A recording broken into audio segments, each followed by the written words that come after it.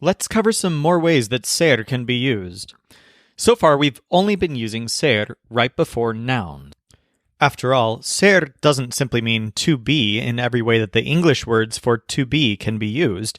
It only refers to what something is. So that means that ser can be followed only by a noun, right?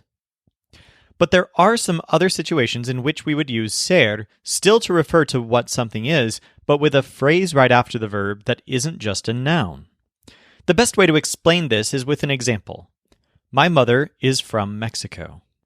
My mother es de Mexico. The word es is a conjugation of ser, but it's not being followed by a noun. Instead, it's followed by a preposition, de, and then a noun. Is this allowed? The thing is, Spanish speakers think of being from a place as what you are.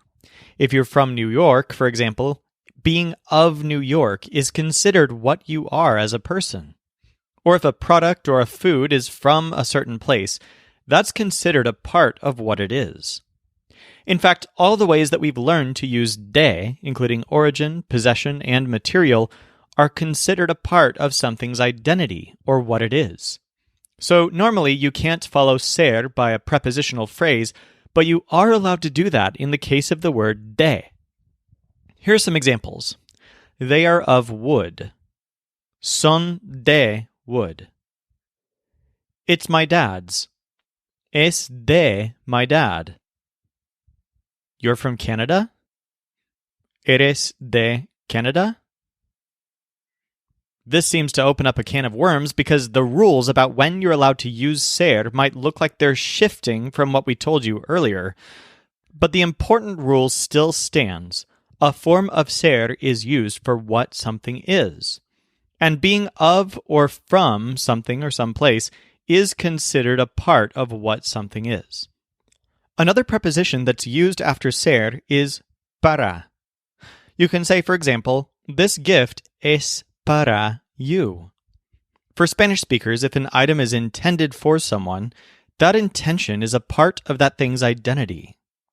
But the prepositions en and con are almost never going to be used after ser. These prepositions are almost always referring to location, such as at the park or with my luggage, rather than what something is.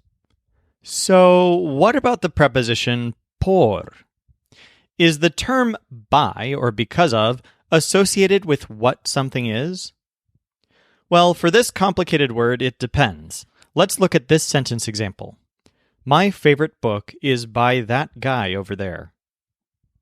In English, it's not clear what is meant by this sentence. When I say that the book is by that guy over there, do I mean it's literally by him as in he wrote it? Or do I mean that it's sitting by him, maybe on a table next to him?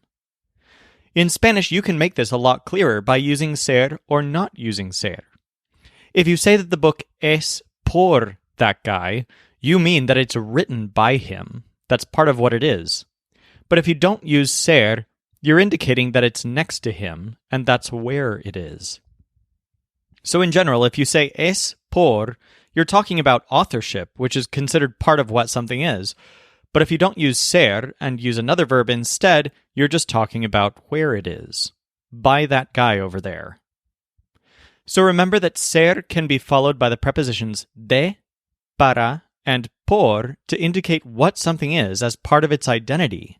But you wouldn't use ser for en and con, or for por if you're using por to talk about location rather than origin.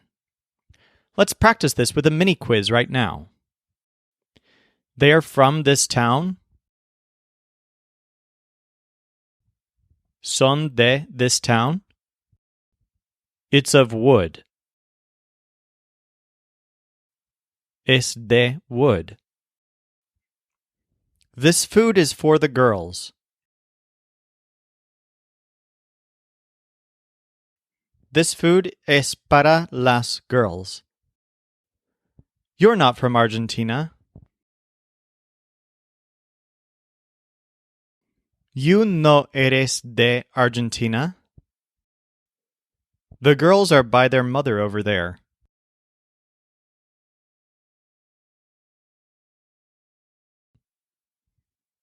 Las girls are por their mother over there.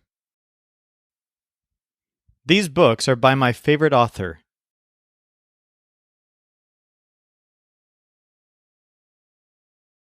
These books son por my favorite author. It's the late afternoon.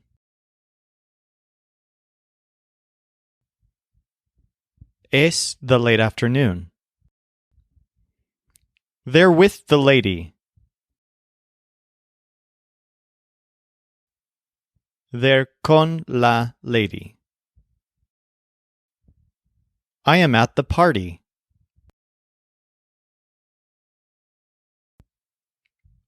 I am en the party.